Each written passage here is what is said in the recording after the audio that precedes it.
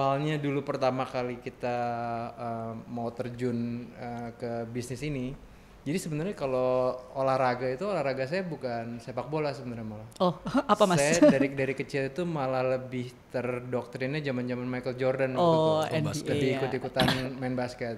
Tapi karena saya juga nggak jago, paling juga kalau ikut kejuaraan jadi cadangan ketiga segala macam. Jadi ya cuman gitu-gitu aja gitu. Cuman abis itu saya masuk ke kuliah di bidang advertising atau marketing. Di situ saya cukup tertarik dengan bidangnya, saya pelajarin segala macam. Terus pastinya walaupun saya mainnya basket, tapi setiap ada Piala Dunia tuh selalu kena demamnya.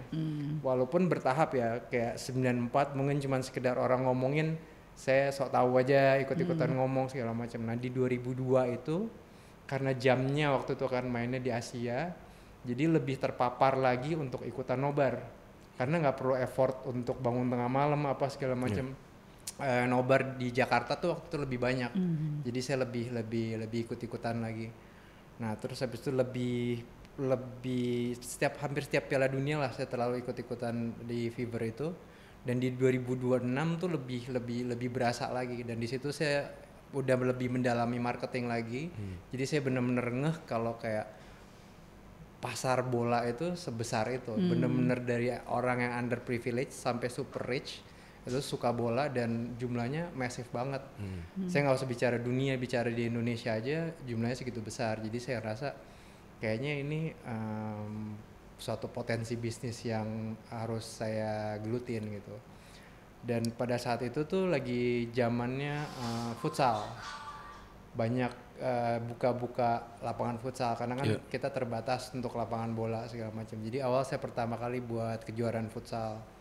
Cuman dari situ pengen lagi apa nih yang bisa kita dig dari bolanya, dan karena waktu itu sering banget klub bola datang ke Malaysia dan Singapura, saya mikir kenapa nggak Indonesia. Nah situ saya cari tahu lagi, seperti layaknya tadi saya bilang batu bara dan komoditas yang lain, ngambilnya di Indonesia bahan mentah dan pasarnya, tapi yang dapat kredit itu selalu orang Hong Kong, orang Singapura, orang Malaysia.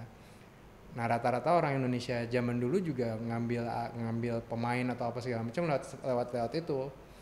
Nah saya tuh punya, saya sebut apa ya, childhood abuse lah mungkin. Saya pernah tinggal di luar jadi minoritas, dan waktu itu saya masih kecil gitu. Saya ngerasain cuman karena perbedaan warna kulit saya dirasisin. Bahkan saya pernah ditanya, kamu dari Indonesia? Iya. Kok punya sepatu gitu.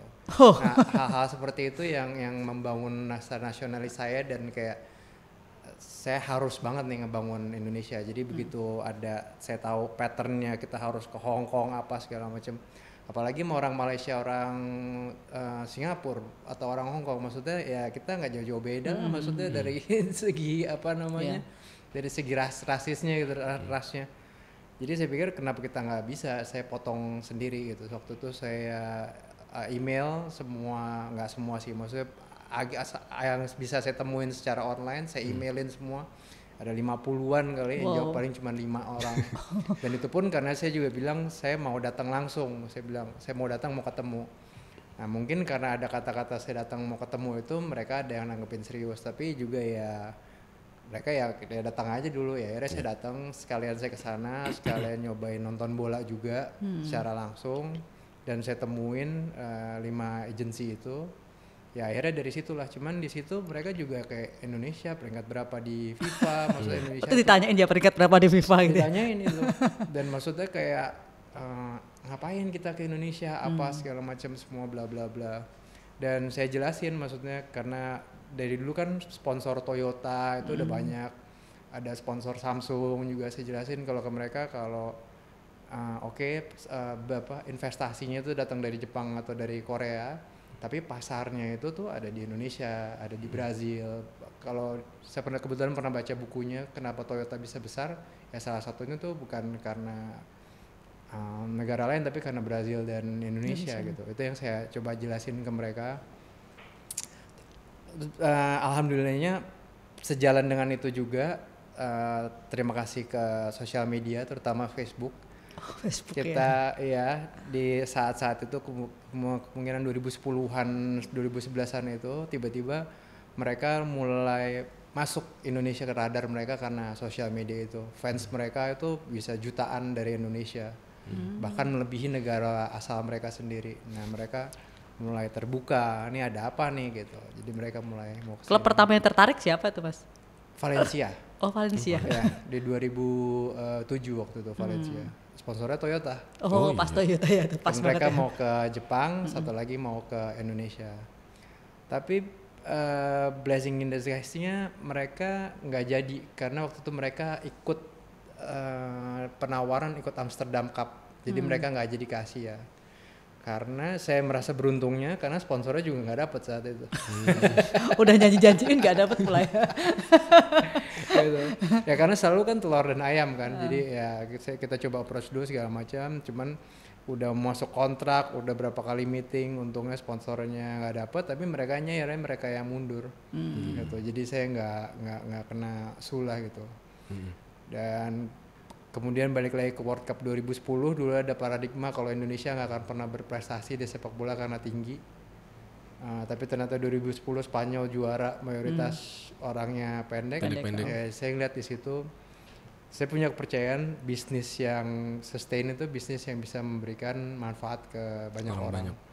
Ya, jadi saya percaya kayaknya emang udah harus sepak bola nih yang kita garap gitu.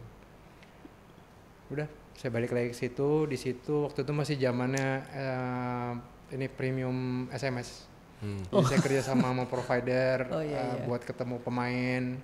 Waktu itu pemain pertama saya David Villa, Giovanni Van Bronckhorst gitu. Dan ya karena Facebook tadi itu mereka mulai membuka diri. Itu ngapain tuh Mas main itu waktu itu Gio sama itu? Ketik Rex Pasi, menangkan dinner dengan David Villa, dapat jersey apa gitu-gitu. Itu David Villa pas masih di Valencia ya? Enggak, pada Barcelona. Saat itu David Villa pas baru pindah ke Barcelona. Barcelona ya. Ya. Jadi pas udah 2010. Van Bronckhorst juga waktu di ini. Van Bronckhorst baru pensiun. Oh, baru pensiun. Baru masuk final Belanda itu, tapi kan namanya lagi naik-naiknya. Nah, kebetulan salah satu providernya minta, kan dia ada keturunan Indonesianya kan. Yeah. Saya maunya ada Indonesianya dong biar lebih gampang di monetize segala macam kata mereka. Akhirnya Van Bronckhorst. Kalau Van Bronckhorst waktu itu sampai datang ke Indonesia juga, sampai buka yayasan segala macam. Van Bronckhorst kan kalau nggak salah keturunan juga ya Mbak ya? Yeah. Dia Maluku juga kan ya? Keturunan. Ya, Maluku.